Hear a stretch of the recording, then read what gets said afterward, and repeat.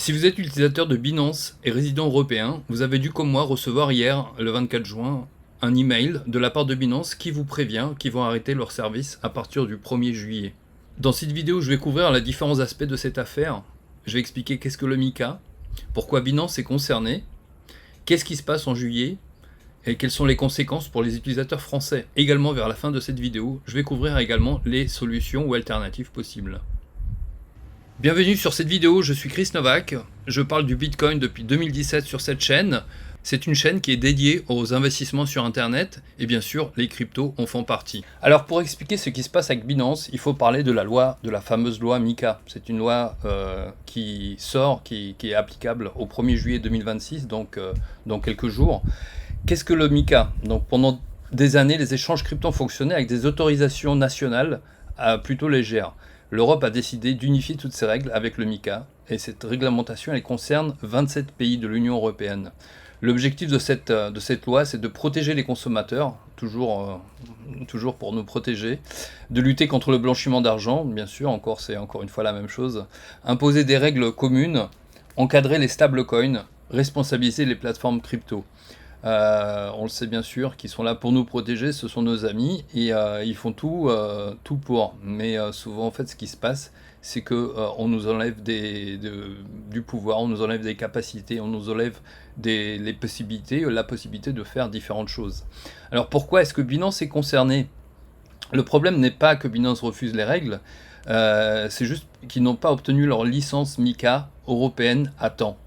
Ils ont essayé d'obtenir cette licence en Grèce, où en fait, apparemment, ce n'était pas le meilleur endroit au regard de la transparence et du blanchiment d'argent. Et en fait, ils pensaient, puisqu'il y avait eu déjà pas mal de bruit de couloir, que cette licence leur allait être refusée. Donc, ils ont décidé de l'arrêter par eux-mêmes, d'enlever leur application. Et je pense qu'ils sont en train de la soumettre ailleurs. Est-ce qu'ils vont y arriver à temps, avant le 1er juillet? C'est très peu probable. Peut-être que le 15 juillet, ils vont l'obtenir, ou peut-être pas du tout, puisque bien sûr, c'est toujours sous conditions gouvernementales. Alors sur Binance, qu'est-ce qui se passe le 1er juillet? Il va devenir impossible d'ouvrir un nouveau compte européen. Il va être impossible de déposer de nouveaux fonds sur Binance. On ne pourra pas faire de nouveaux trading, une nouvelle position de trading, impossible d'en faire. La publicité vers les clients européens de Binance sera impossible. Et aucun lancement de nouveaux produits ou services ne pourra se faire également sur Binance. Il y a des choses qui vont rester. Je pense que c'est la chose la plus intéressante, celle que vous voulez savoir. C'est qu'est-ce qui devient de vos fonds. Si vous laissez vos fonds sur Binance, qu'est-ce qui va se passer? Alors moi je conseille de les retirer quand même avant le 1er juillet, puisque bien sûr il y aura peut-être des interruptions de service, peut-être que tout le monde va se ruer, peut-être qu'il n'y aura pas de liquidité. Je ne pense pas de la part de Binance, puisque c'est quand même le number one en matière d'échange, mais je conseille quand même de le faire avant le 1er juillet si vous avez des fonds, de les retirer avant, de les balancer sur un autre échange, sur un wallet décentralisé, ou de faire de vos retraits tout simplement. Donc ce qui va rester temporairement, il sera possible de retirer vos cryptos après le 1er juillet sur Binance. Vous pourrez transférer vos actifs vers un wallet personnel. Vous pourrez aussi fermer vos positions existantes. Si vous avez des positions de trading qui sont ouvertes, vous pourrez les fermer. Vous pourrez récupérer vos euros et vos stablecoins. Vous pourrez également conserver des actifs le temps d'organiser la sortie de la plateforme. Donc tout dépend de où est-ce qu'ils vont. Est-ce qu'ils vont obtenir cette nouvelle licence ou pas? D'accord? Donc ça va passer d'une plateforme de trading active à une plateforme de liquidation progressive des comptes européens. Donc ça c'est ce qu'il y a aujourd'hui. Bien sûr, je ne pense pas qu'ils vont lâcher toute l'Europe, qui est quand même un marché relativement gros. Ça leur ferait perdre pas mal d'argent, un manque à gagner qui est quand même super important avec je sais pas combien d'habitants en Europe, 250-300 millions d'Européens. Je pense qu'il y a quand même trop de pertes pour qu'ils se retirent. Quelles sont les conséquences pour les utilisateurs français? Bien, à court terme, vous allez être obligé de déplacer vos fonds. Vous devrez fermer vos produits, tout ce qui est sur Earn, Future et Margin.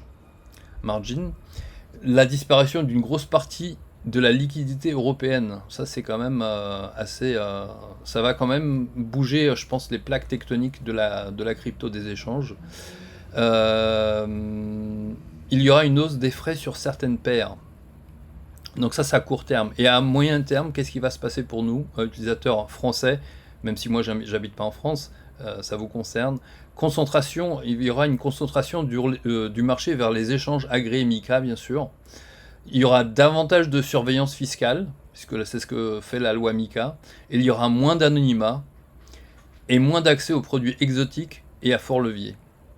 D'accord, je pense que c'est quand même assez fort. L'Europe impose aussi des règles très strictes aux stablecoins. Donc le MiCA ne touche pas que Binance, ça touche aussi les stablecoins. C'est pour ça que le Tether n'est plus utilisable sur les plateformes qui sont agréées. Donc j'en parlerai sur une autre vidéo de l'USD Tether. Je l'expliquerai un peu mieux. Mais le Tether a perdu du marché avec l'Europe et l'USDC a gagné. Et l'USDC, on peut dire qu'il sort gagnant de cela. Alors, quelques alternatives à Binance. La première plateforme que moi je conseille, c'est vraiment Kraken. Kraken est vraiment une plateforme que j'utilise depuis des années. Et où vous pouvez faire des envois d'euros par SEPA et même recevoir des virements en euros en SEPA sur le système SEPA instantanément. Bon, ça prend 1 minute. C'est-à-dire que vous faites un retrait en euros sur Kraken, 1 minute après, vous l'avez sur votre compte européen. Je vous laisse un petit lien pour Kraken dans la description de la vidéo, puisque c'est une plateforme qui propose aussi un petit système d'affiliation, et vous pourrez gagner, il me semble, si vous ouvrez un compte, vous pourrez gagner 20 euros gratuitement avec Kraken. Il y a bien sûr toutes les autres, tout plein d'autres échanges. Et il y a un échange aussi que je tiens particulièrement à mettre en avant, c'est Bittradex. C'est une plateforme que j'ai commencé à utiliser il y a quelques semaines, qui dispose de tous les produits dont dispose la plupart des échanges. C'est actuellement le 65e échange mondial. Il dispose également d'une carte de retrait en crypto, c'est-à-dire que vous pouvez retirer vos cryptos avec une carte de retrait. Vous pouvez payer vos achats avec une carte. Ils ont également bien sûr les apps Android et Google, pardon, les apps iPhone et Android. Et l'alternative ultime pour les cryptos, vous savez, quand on est dans la crypto depuis pas mal d'années, l'alternative ultime, c'est de l'autogarde, c'est-à-dire de garder ses cryptos sur un wallet externe avec ses clés et personne ne peut y toucher. Voilà, donc voilà ce qui est en train de se passer un petit peu sur la scène de la crypto en Europe. Je pense que ça va faire du bruit, ça a déjà commencé à faire du bruit, tout le monde en parle. Moi je vous conseille vraiment d'être réactif, enlevez vos cryptos et vos possessions de Binance et transférez-les sur un autre échange. Comme je vous le dis, je travaille avec Bittradex et Kraken, je travaille avec depuis au moins 7-8 ans, je crois, depuis 2016-2017 il me semble. Quand j'ai commencé la crypto, il me semble que c'était 2017, j'ai commencé à travailler avec Poloniex, avec Kraken. Kraken, l'avantage, c'est les virements et de sortie et envoi de virements en SEPA, c'est vraiment très très pratique. Voilà, je vous retrouve dans une prochaine vidéo où je parlerai certainement du dollar TTR. Je vous souhaite une excellente journée.